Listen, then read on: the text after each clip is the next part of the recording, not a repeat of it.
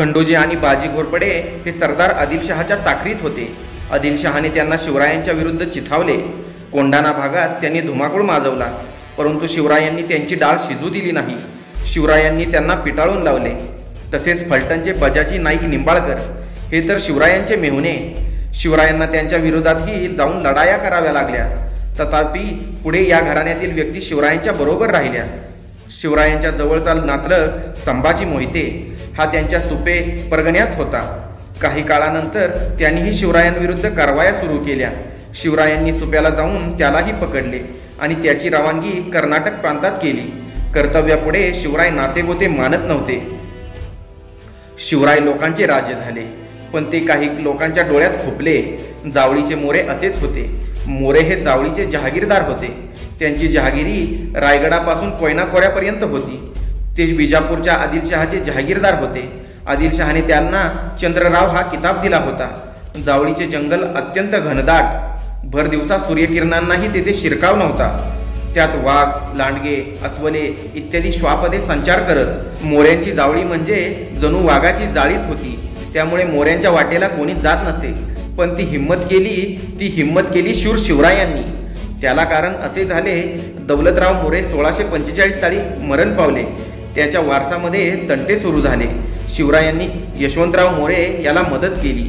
त्यांच्या मदतीनेच यशवंतराव जावळीच्या गादीवर चंद्रराव म्हणून बसले। त्यावेळी यशवंतरावाने शिवरायांना खंडणी देण्याचे कबूल केले, त्यांच्या कार्यात मदत करण्याचेही कबूल केले। पण गादीवर बसल्यावर मात्र तो सारे विसरला। कुठला शिवाजी आणि कुठला करार?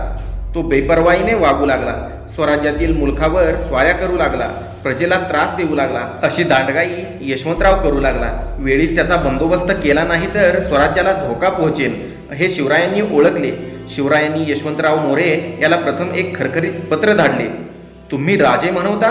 राजे आम्हा श्रीशंभूने राज्य दिले आहे, तर तुम्ही राजे न म्हणावे।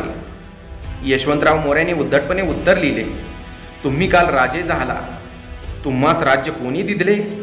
येथा जावळी जाता गोवली। आम्हा श्रींचे कृपेने आदिलशहाने राजे हा किताब छत्रचामर सिंहासन मेहरबान होऊन दिले।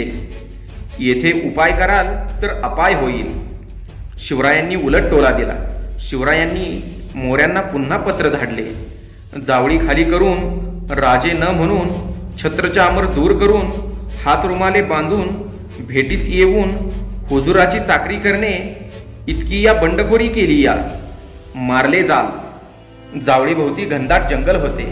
रायरीचा किल्ला अजिंक्य होता। मोरे मंडळी ही पुष्कळ होती। जावळी जिंकणे सोपे नव्हते। भरपूर तयारी करून शिवरायांनी जावळीवर स्वारी केली।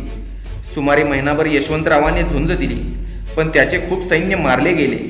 अखेरीस आपल्या मुलांना घेऊन यशवंतराव रायरीवर पळाला। शिवरायांनी जावळी घेतली। नंतर शिवराय रायरीवर चालून गेले। त्यांनी रायरीच्या किल्ल्याला भक्कम वेढा दिला।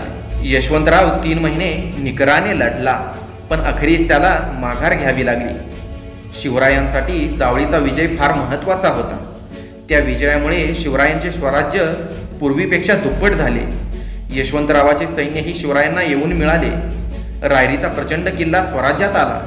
हा किल्ला बघून शिवरायांना धन्य धन्य वाटले। त्यांनी या किल्ल्याचे नाव रायगड ठेवले। त्यानंतर त्यांनी जवळच असलेल्या भोरप्या डोंगरावर एक नवीन किल्ला बांधला, आणि तो म्हणजे प्रतापगड।